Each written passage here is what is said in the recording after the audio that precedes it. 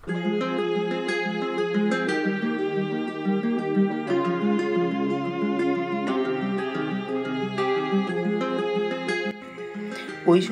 রায় বচ্চন একজন ভারতীয় অভিনেত্রী, যিনি মূলত হিন্দি এবং তামিল চলচ্চিত্রে তার কাজের জন্য পরিচিত। রায় মিস ওয়ার্ল্ড 1994 প্রতিযোগিতা জিতেছিলেন এবং পরে নিজেকে ভারতের অন্যতম জনপ্রিয় এবং প্রভাবশালী সেলিব্রিটি হিসেবে প্রতিষ্ঠিত করেছিলেন। তিনি 2টি ফিল্মফেয়ার পুরস্কার সহ তার অভিনয়ের জন্য অসংখ্য প্রশংসা পেয়েছিলেন। 2004 সালে টাইম ম্যাগাজিন তাকে বিশ্বের 100 জন প্রভাবশালী ব্যক্তির মধ্যে একজনের নাম ঘোষণা করে। 2009 সালে ভারত সরকার তাকে পদ্মশ্রী দিয়ে সম্মানিত করে এবং 2012 সালে ফ্রান্স সরকার তাকে order of arts and letters দিয়ে ভূষিত করে। 2000 এবং 2010-এর দশকে মিডিয়া প্রায়শই তাকে বিশ্বের সবথেকে সুন্দরী মহিলা বলে অভিহিত করেছিল।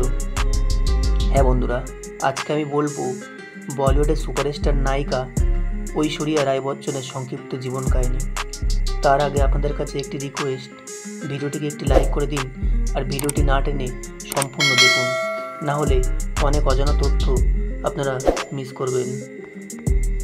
ঐশ্বরিয়া রায় 1 নভেম্বর 1973 সালে কর্ণাটকের ম্যাঙ্গালোরে একটি টুলুভাষী হিন্দু পরিবারে জন্মগ্রহণ করেন। তার বাবা কৃষ্ণরাজ রায়, যিনি 18 মার্চ 2017 সালে মারা যান। তিনি ছিলেন একজন সেনা জীবন বিজ্ঞানী এবং তার মা বৃন্দা একজন গৃহিণী। তার এক বড় ভাই আদিত্য রায়, যিনি মার্চেন্ট নেভিতে একজন প্রকৌশলী। রায়ের চলচ্চিত্র দিল কা রিশতা তার ভাই দ্বারা সহ প্রযোজনা এবং তার মা দ্বারা সহলিখিত। তিনি ছোটবেলা থেকেই টুলু, হিন্দি এবং ইংরেজিতে পারদর্শী ছিলেন। রায়ের পরিবার পরে তার বাবার চাকরির স্থানান্তরের কারণে মুম্বাইয়ে চলে আসে। সেখানে তিনি আর্য বিদ্যা মন্দির উচ্চ বিদ্যালয়ে পড়াশোনা করেন। তিনি জয় হিন্দ কলেজে 1 বছরের জন্য তার ইন্টারমিডিয়েট স্কুলে পড়াশোনা করেছিলেন এবং তারপরে মাটোয়াঙ্গা ডিজি রূপালের কলেজে ভর্তি হন। উচ্চ সার্টিফিকেট পরীক্ষায় 90% পেয়েছিলেন। একটি ভালো একাডেমিক অবস্থান বজায় রাখার জন্য আকাঙ্ক্ষা বর্ণনা করে। তিনি বলেন, আমার 7ম শ্রেণীর মধ্যবর্তী সময়ে যখন আমি দ্বিতীয় ছিলাম, তখন আমি সব সময় প্রথম স্থান পেয়েছি। 1991 সালে রায় একটি আন্তর্জাতিক সুপার মডেল প্রতিযোগিতা জিতেছিলেন, যার ফলে তাকে ভোগ ম্যাগাজিনের আমেরিকান সংস্করণ স্থানে দেওয়া হয়েছিল। 1993 সালে তিনি অভিনেতা আমির খান এবং মাহিমা চৌধুরীর সাথে একটি পেপসি বিজ্ঞাপনে তার উপস্থিতির জন্য ব্যাপক জনসমক্ষে পরিচিতি লাভ করেন। তার সংলাপের একক লাইন হাই আমি সঞ্জনা এটি জনপ্রিয় হয়েছিল। 1994 সালে মিস ইন্ডিয়া প্রতিযোগিতায় রায় সুস্মিতা সেনের পরে দ্বিতীয় স্থান অর্জন করেন এবং মিস ইন্ডিয়া ওয়ার্ল্ডের মুকুট লাভ করেন। এছাড়াও তিনি miss catwalk, miss miraculous, miss photogenic, miss perfect 10 এবং মিস পপুলার খেতাব জিতেছিলেন। 1997 সালে মণিরত্নমের তামিল চলচ্চিত্র ইরুভারের মাধ্যমে রায় তার অভিনয়ের আত্মপ্রকাশ করেন, একটি আধা জীবনীমূলক রাজনৈতিক নাটক যার সহ অভিনেতা ছিলেন মোহনলাল, প্রকাশ রাজ, তাবু এবং রেবতী। চলচ্চিত্রটি একটি সমালোচনামূলক সাফল্য হয়েছিল। একই বছরে রায় তার প্রথম বলিউড চলচ্চিত্র ওয়ার প্যার হো গয়া, একটি রোমান্টিক কমেডিতে বেবি দেওয়ালের বিপরীতে একজন নির্বোধ কিশোরী আশার চরিত্রে অভিনয় করেছিলেন।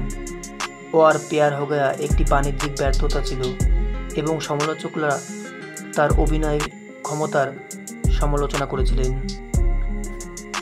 2000 সালে রায় জেন অস্টেনের উপন্যাস সেন্স অ্যান্ড সেন্সিবিলিটির তামিল ভাষার রূপান্তর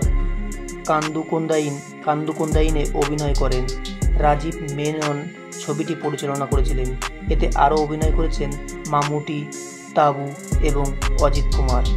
তাকে মীনাক্ষী চরিত্রে অভিনয় করা হয়েছিল, যিনি তাবুর চরিত্রের ছোট বোন মারিয়ানের ড্যাশউইদের উপর ভিত্তি করে নির্মিত। চলচ্চিত্রটি একটি সমালোচনামূলক এবং বাণিজ্যিক সাফল্য ছিল। রায় পরবর্তীতে অ্যাকশন ড্রামা জোশ এ শাহরুখ খান এবং চন্দ্রচূড় সিংয়ের সাথে অভিনয় করেন। তিনি খানের চরিত্রে যমজ বোন শার্লি ডায়াসের চরিত্রে অভিনয় করেছিলেন, যিনি তার চিরশত্রু ভাইয়ের প্রেমে পড়েন। খানের বোনের ভূমিকায় রায় এর ক্যাস্টিং সেই সময়ে একটি অস্বাভাবিক জুটি হিসেবে বিবেচিত হয়েছিল, কিন্তু পরিচালক মনসুর খান এটিকে নিখুঁত বলে বর্ণনা করেছিলেন। সমালোচকরা জোশকে মিশ্র প্রতিশ্রুতি দিয়েছেন এবং এটি একটি বাণিজ্যিক সাফল্য ছিল। ডেভিড ধাওয়ানের ইসলামিস্টিক কমেডি ফিল্ম হাম কিসি সে কম না-তে অভিনয় করার পর রায় সঞ্জয় লীলা বানসালির প্রিয় রোমান্টিক ড্রামা দেবদাসে শাহরুখ খান এবং মাধুরী দীক্ষিতের সাথে উপস্থিত হয়েছিলেন, যা শরৎচন্দ্র চট্টোপাধ্যায়ের একই নামের উপন্যাসের রূপান্তর। রায় পারো চরিত্রে অভিনয় করেছিলেন। নায়কের প্রেমের আগ্রহ চলচ্চিত্রটি 2002 কান চলচ্চিত্র উৎসবে প্রদর্শিত হয়েছিল এবং এটি টাইম দ্বারা সহস্রাব্দের 10 সেরা চলচ্চিত্রের তালিকায় স্থান পেয়েছে। দেবদাস $840 মিলিয়ন ডলার আয়ের সাথে একটি বড় আন্তর্জাতিক সাফল্য ছিল। অ্যালান মরিসন সাম্রাজ্যের জন্য লেখা 3টি লিডের পারফরম্যান্সের প্রশংসা করেছেন এবং লিখেছেন, রায় প্রমাণ করেছেন যে তার নিখুঁত চেহারা ব্যাকআপ করার জন্য তার অভিনয়ে প্রতিভা রয়েছে।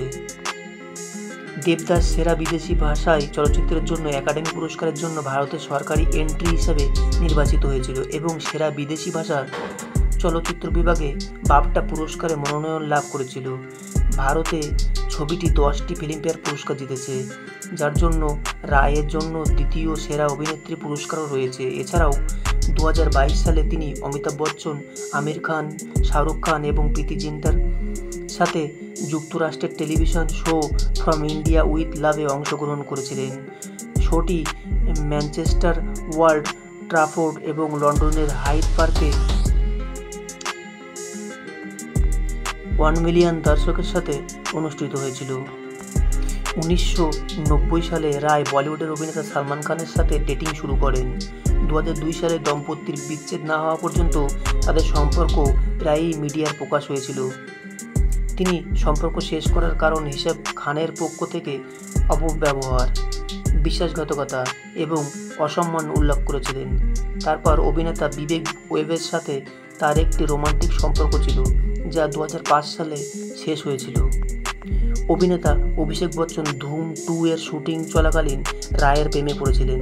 জানুয়ারি 2007 তারিখে তাদের বাগদান ঘোষণা করা হয়েছিল এবং পরে তারা বাবা অমিতাভ বচ্চন এটি নিশ্চিত করেছিলেন। এই দম্পতি 20 এপ্রিল 2007 তারিখে ঐতিহ্যগত হিন্দু রীতি অনুযায়ী বিয়ে করেন। উত্তর ভারতীয় এবং বাঙালি অনুষ্ঠানও করা হয়। মুম্বাইয়ের জুহুতে বচ্চনের বাসভবনে একটি ব্যক্তিগত অনুষ্ঠান বিবাহত অনুষ্ঠিত হয়। ভারতীয় মিডিয়া তাদের সুপার কাপল হিসেবে বর্ণনা করেছে।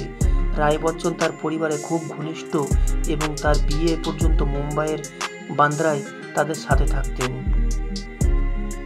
ঐশ্বরিয়া রায় বচ্চন 16 নভেম্বর 2011-এ একটি মেয়ের জন্ম দেন। রায় বচ্চন তার স্বামীর সাথে তাদের বিয়ের পরপরই কান ফিল্ম ফেস্টিভ্যাল এবং পরে দ্য অফরা উইনফ্রে শোতে গিয়েছিলেন, যেখানে তারা 28 সেপ্টেম্বর 2009-এ উপস্থিত হয়েছিল। রায় বচ্চন হলেন প্রথম ভারতীয় সেলিব্রিটি অপরাহ্ন উইনফ্রে শোতে 2 বার উপস্থিত হন। তিনি তার স্বামীর সাথে 83তম একাডেমি পুরস্কার অংশ নিয়েছিলেন। তো বন্ধুরা, ঐশ্বরিয়া রায় বচ্চন সম্বন্ধীয় ভিডিওটি আপনাদের কেমন লাগলো কমেন্ট করে জানাবেন। এমনই মহান ব্যক্তিদের সম্পর্কে জানতে হলে চোখ রাখুন WB মাওয়ালি চ্যানেলে। দেখা হচ্ছে এমনই কোনো মহান ব্যক্তির জীবনী সম্পর্কিত ভিডিওতে। ততক্ষণে সবাই ভালো থাকবেন, সুস্থ থাকবেন। ধন্যবাদ।